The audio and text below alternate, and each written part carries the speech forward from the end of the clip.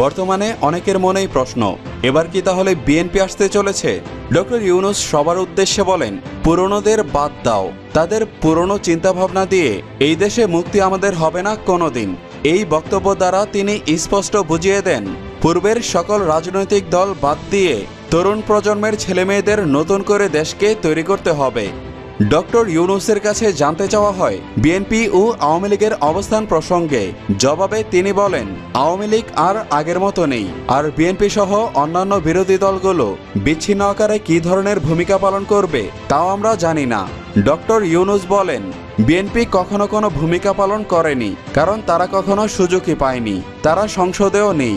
আমরা জানি না এখন তাদের মধ্যে কি অবশিষ্ট রয়েছে এবং তারা এখন কি করতে পারবে। এছাড়া অন্যান্য দলগুলো সবই ক্ষুদ্র দল, আর জামাতে ইসলাম এই মুহূর্তে নিষিদ্ধ একটি দল। এ সময় দেশের নতুন রাজনৈতিক দলগুলোর সম্ভাবনা সম্পর্কে ডক্টর ইউনূসের কাছে জানতে চাওয়া হয়। জবাবে বেশ জোর দিয়েই তিনি জানান, অবশ্যই তিনি নতুন রাজনৈতিক দল গঠন দেখার আশায় রয়েছেন। পাশাপাশি তরুণদের উপর আস্থা রেখে তিনি বলেন, এই প্রজন্মের তরুণদেরই পথ দেখাতে হবে, তরুণদেরই দেশের দায়িত্ব নেওয়া উচিত। আমরা এই প্রজন্মের উপর ভরসা রাখতে চাই। তিনি তরুণদের উদ্দেশ্যে আরও বলেন, তোমাদের মধ্যে যে শক্তি আছে, যে ক্রিয়েটিভিটি আছে, যে সৃজনশীলতা আছে, তাকে কাজে লাগাতে হবে। এটা শুধু বই খাতায় লেখার জিনিস না, এটা বাহিরে প্রকাশ করার জিনিস, এটা স্থাপন করার জিনিস।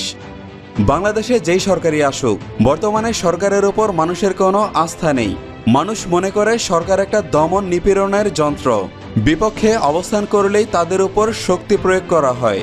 এটা কোনো সরকার হতে পারে না, বরং সরকারকে দেখে মানুষের বুক ফুলে উঠবে, যে আমাদের সাহায্য করবে, আমাদের দেশকে রক্ষা করবে, আমাদের পাশে এসে দাঁড়াবে। এবার যে সরকার হবে, সে সরকার মানুষকে রক্ষা করবে, মানুষের আস্থাভাজন হবে। মানুষের মধ্যে সেই আস্থাটা আমাদের ফিরিয়ে আনতে হবে। এটা আমাদের শপথ, এটা আমাদের প্রতিজ্ঞা, এটা আমাদের করতে হবে। আওয়ামী লীগ সরকার পতনের পর গত কয়েকদিন ধরে দেশব্যাপী চলা সার্বিক নিরাপত্তা পরিস্থিতি এবং বিশৃঙ্খলার বিষয়ে খোঁজখবর পেয়েছেন বলে জানান ডক্টর ইউনূস। তিনি বলেন, এগুলো ষড়যন্ত্রের অংশ। আমাদের যে লক্ষ্য, তারা এর শত্রু। আমাদের কাজ রক্ষা করা। প্রতিটি মানুষ আমাদের ভাই। আমাদের কাজ শৃঙ্খলা ফিরিয়ে আনা, আইন নিজের হাতে তুলে নেওয়া নয়। আইন শৃঙ্খলা রক্ষা করা আমাদের প্রথম কাজ। এটা ঠিক না হওয়া পর্যন্ত আমরা সামনের দিকে অগ্রসর হতে পারবো না।